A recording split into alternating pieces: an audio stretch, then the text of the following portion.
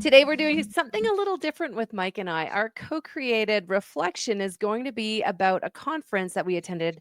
It was the Canadian Medical Association's Canadian Conference on Physician Health. We went with Dr. Daisy Dulay, another one of the common language facilitators, and we presented a session called Reclaiming Voice in Medicine, Digital Storytelling as a Catalyst for Connection and Culture Change. Mike, what was that experience like? What are you thinking about from Mhm. that conference?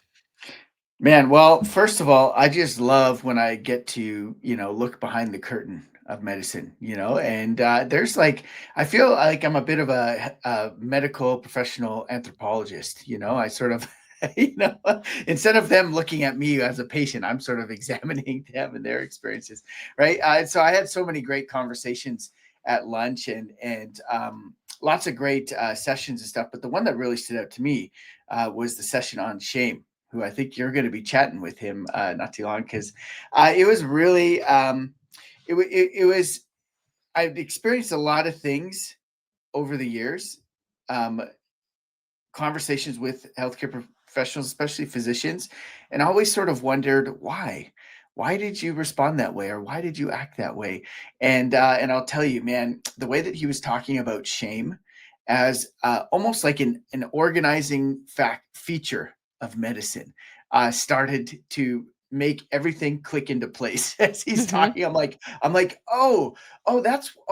why. Oh, that's why this thing, and I've always sort of heard it, and I knew shame was a big part of medicine, but I never heard it articulated in that way. And I remember the very first time. Here's a little window into the medical education profession that I heard about the practice of pimping. Have you ever heard this? No? Tell Do you know what me. pimping is? Yeah, pimping is Yes, but I basically think in the wrong context, so yeah. I'm gonna ask you So to explain. I know this is why it's so surprising, right? But it's basically where residents follow around a clinician in the hospital. They're doing their rotations and stuff, and one of the teaching physicians will just start pick one resident, just start asking them questions, and keeps asking them questions until they start to get everything wrong.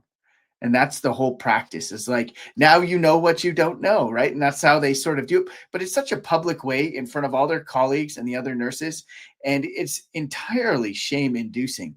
And Mhm. I heard from medical students, they're supposed to take it on the chin, right? Now you know what you don't know. But man, what a terrible culture, a hidden culture of shame is Yeah. cultivated right from their third year residency experiences, right? And so anyways, I that was something that I'd always known about, but all of a sudden, as he talks about shame and how it fundamentally changes the way that medical culture operates, that immediately came to mind. I was like, I get it now. Mhm. Why doctors are animated often by shame, and its shame is in the background of a lot of the decisions, a lot of the way they interact with each other, and then ultimately how they interact with other allied health professionals and nurses, right? So, Yep.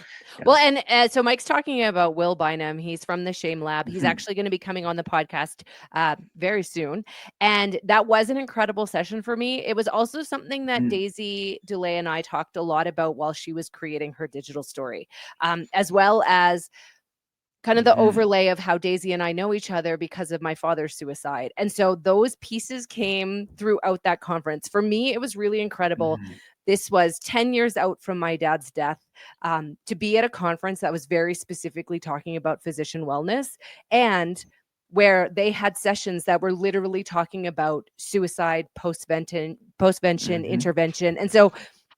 I, yeah, can't even put into words what a moment that was for me to be there and see this work that, like, yes, we've still got a long ways to go, but that Mm. there are people talking about it and people doing this work to Yeah. kind of bring that to light, right? And Yeah. stories help with that. Daisy They're a big sharing part her of it. story on that stage with that audience, Mhm. there was some incredible feedback, and I know that Trevor Mhm. Jane was somebody that she really appreciated hearing from Mm. after. And so sometimes you don't necessarily hear Mm. the feedback in the session.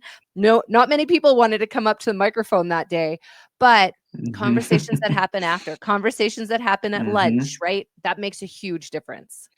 Yeah. One quick thing from Trevor Jane is he talked about having a firing partner, because he was in the military. He's a military medical professional. And I really love the idea of a firing partner. It's basically just the one person that's watching your back. And it doesn't have to be like an entire team. It's just I think you need one person, as a physician, but I would say just generally in life, like Yep. but also as a digital storytelling facilitator, right? You just sometimes I love co-facilitating because you got someone who's got your back, right? Yep. And they're aware of the things that you are not aware. You complement each other, you fill in each other's gaps, in awareness.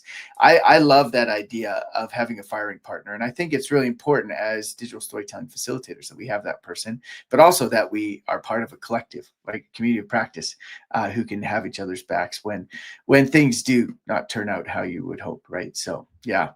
Perfect. Well, we're talking about the Canadian Conference on Physician Health. It happened recently in October of 2025.